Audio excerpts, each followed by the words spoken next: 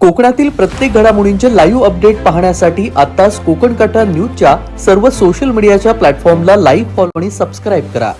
उमेदवारी अर्ज मागे घेण्याची आजची तारीख ही शेवटची होती आणि सगळ्यांच्या नजरा माझ्याकडे लागल्या होत्या.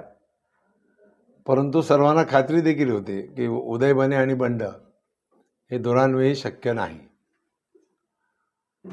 19/6/1979 सालापासून मी शिवसेना प्रमुखांच्या आदरणीय बाळासाहेब ठाकरेंच्या नेतृत्वाखाली काम करतोय. आता 45 वर्ष पूर्ण झाली. या 45 वर्षामध्ये बरेच चढ उतार आले. मी शिवसेनेचा तालुका प्रमुख होतो. नारायण राणे साहेब गेले, राजसाहेब गेले, तेव्हा जिल्हा प्रमुख होतो. सलग 25 वेळा जिल्हा परिषदेवरती मी निवडून देखील आलेला आहे. वेगवेगळी स्थानिक स्वराज्य संस्थेमधली पदं देखील भूषवलेली आहेत. त्याचबरोबर शासन स्तरावरची देखील बरीच पदं वेगवेगळ्या प्रकारची अशासकीय भूषवलेली आहेत. सध्या महाराष्ट्रामध्ये जिल्हा परिषद पंचायत समिती असोसिएशनचा मी अख्ख्या महाराष्ट्राचा कार्याध्यक्ष आहे आणि संपूर्ण भारतामध्ये जेवढ्या जिल्हा परिषद पंचायत समित्या आहेत त्याच्या असोसिएशनचा मी प्रमुख सल्लागार संघटक आहे. आता विधानसभा हो घातलेली आहे आणि ह्या विधानसभेला उमेदवार म्हणून बऱ्याच जनतेमधून बऱ्याच लोकांनी मला विनंती केली होती की साहेब आपण याच्यामध्ये उतरावं. माझ्या पक्षीय स्तरावर जर म्हणायला गेलं तर आमचे आदरणीय राजू साळवी आमदार यांच्या खालच्या आठवडा बाजारच्या कार्यालयामध्ये संपूर्ण कार्यकारिणीने मला निमंत्रण केलं होतं. निमंत्रणचा अर्थ असा की मी सध्या गेली 2.5 वर्ष शिवसेनेच्या कुठल्याही पदावर नाही आहे. मी साधा बूथ प्रमुख पण नाही आणि असं असताना देखील मला त्यांनी निमंत्रण दिलं. मी गेलो आणि त्यांनी मला असं सांगितलं की आज इच्छुकांची यादी पाठवायची आहे. मी काही सेकंदात सांगितलं की मी इच्छुक नाही, कारण शिवसेनेमध्ये इच्छुक पद्धत चालत नाही असं माझ्या माहितीप्रमाणे. कारण मी आता काल परवाचा शिवसेनेत आलेला माणूस नाही, कारण मी शिवसेना रत्नागिरी तालुक्यामध्ये गावागावात रुजवणारा माणूस आहे. शिवसेना निर्माण करणारा, शाखा काढणारा माणूस मी आहे. पण मला माहीत होतं की इच्छुक हा शब्द चालत नाही. या ठिकाणी आदेश चालतो. आदेश आला तर 100% आपण लढाई करू, परंतु इच्छुकांच्या यादीत मला घेऊ नका. बरेच जण नाराज झाले, पण माझा तोच विषय होता. त्याच्यानंतर काही दिवसांनी मला खासदार ऑफिसला, विनायक राऊत साहेबांच्या ऑफिसला मला बोलवलं गेलं कार्यकारिणीकडून आणि त्यांनी सांगितलं की साहेब आम्ही तुमचं एकमुखी एकट्याचंच नाव शिफारस करून आम्ही वर पाठवतोय उद्धवजींकडे. म्हटलं चांगली गोष्ट आहे, पण स्पर्धा नको आणि इच्छुक वगैरे असा काय प्रकार नको.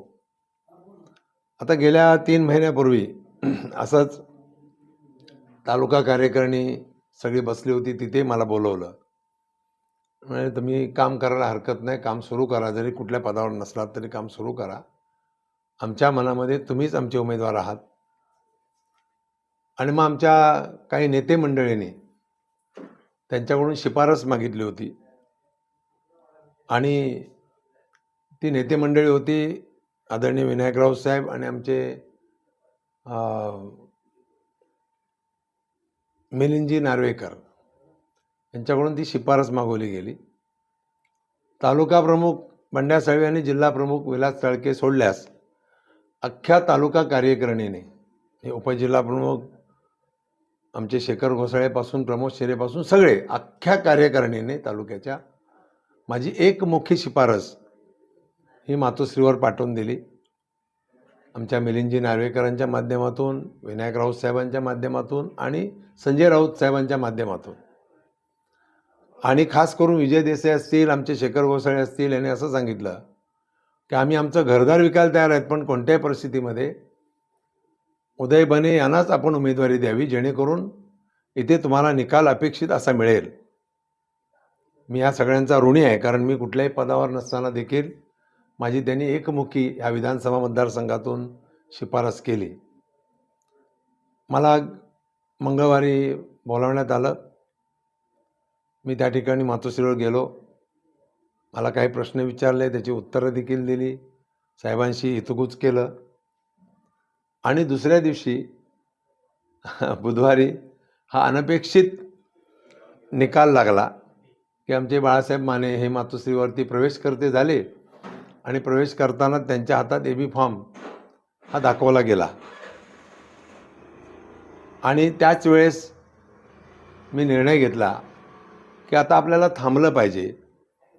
कारण गेल्या 2.5 वर्षामध्ये 40 आमदार गेले, 13 खासदार गेले, तरीही मी कदाचित कॅपेबल नाही म्हणून कुठल्याही पदावरती संघटनेने मला नेमणूक दिली नाही. मध्यंतरीच्या काळामध्ये मी आदरणीय खासदार विनायक राऊत साहेब यांच्याकडे घरी पण गेलो होतो. त्यांनी फॉर्म भरल्यानंतर त्यांना मी विनंती पण केली होती, साहेब काहीतरी मला जबाबदारी द्या, लोकसभेचे काम करण्याकरता काहीतरी जबाबदारी द्या, मी ती जबाबदारी यशस्वीपणे पार पाडेन. म्हणून त्यांनी देखील असमर्थता दर्शवली, मला कुठलीही जबाबदारी दिली नाही. पण तरीसुद्धा मी बाळासाहेबांचा शिवसैनिक म्हणून अहोरात्र मेहनत घेतली आणि ज्या ज्या मतदारसंघामध्ये मी निवडून आलो होतो त्या सगळ्या मतदारसंघामध्ये कमी का होईना परंतु लीड देण्याचं आम्ही काम केलं सगळ्यांच्या सहकाऱ्यांच्या वतीनं. परंतु मध्ये कॅपेबल जर नाही आहेत, दिसत नाही, किंवा मी त्या ठिकाणी असा सक्षम उमेदवार त्यांना वाटत नसेल आणि मी जर कुठल्याही पदावर हवा असं जर त्यांना वाटत नसेल तर तिथे राहण्यात काही मजा पण नाही ना. आणि म्हणून मी आता थांबण्याचा निर्णय घेतला आहे. कारण 19 दिवस साधारण 20 दिवस मी कोमात होतो मध्यंतरीच्या काळात, तुम्हाला सगळ्यांना माहिती आहे. माझं मेंदूचं मोठं ऑपरेशन 11 तास झालं, तरी माझ्यातला शिवसैनिक स्वस्थ बसू देत नव्हता. तुमच्या जनता जनार्दनच्या आशीर्वादानं मी पॅरालिसिस नव्हता, जिवंत आहे. आणि मी तात्काळ कामाला लागलो. ते आजताच्या क्षणापर्यंत मी काम करतो आहे.